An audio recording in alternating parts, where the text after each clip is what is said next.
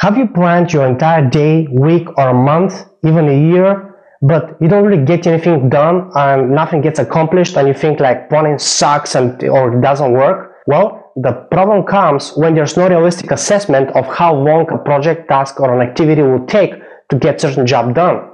When planning too much and not taking proper action, we accomplish very little. It feels like not accomplishing anything at all. Some people either give up or go to the next shiny thing on the marketplace, simply just to avoid taking any action. Good analogy for this is the butterfly, going from one flower to another. Often, this butterfly effect comes in our way and we can't cope with overdue projects, postponed tasks, and stress. Don't get me wrong, planning is good, but too much planning is not. Use planning as a tool to outline the process you're about to execute. You don't want to just take random actions with the hope of hitting the jackpot. Strategic thinking is required to finish a project. When you know what's next, you're going to create your campaigns, you're going to introduce funnels and filter out demands that are coming on your way so that you can get the job done within your project. It's very important not to jump around when you're in the barefoot over fire. We're pretty much a fast-paced society. So many things are happening simultaneously and there's no longer a way to keep up with all there is. That's why things take longer than expected. Things around us moving faster than we thought.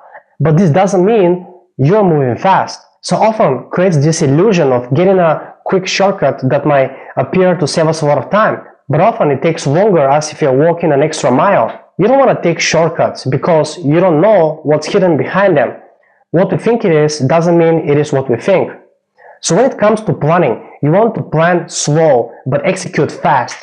By planning slow, I mean you don't want to procrastinate or waiting on certain pieces to come together. In fact, they will never come together in the first place because only when you take action, pieces come together and all of a sudden what we've planned become completely unrealistic.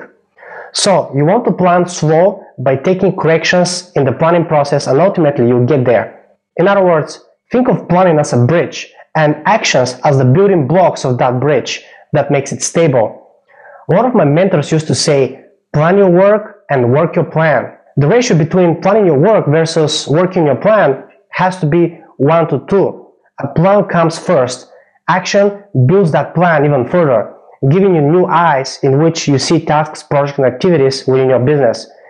If you keep this in mind, you get a lot more done because talking is the enemy of doing. Planning is often like talking, maybe not to others directly, but to yourself.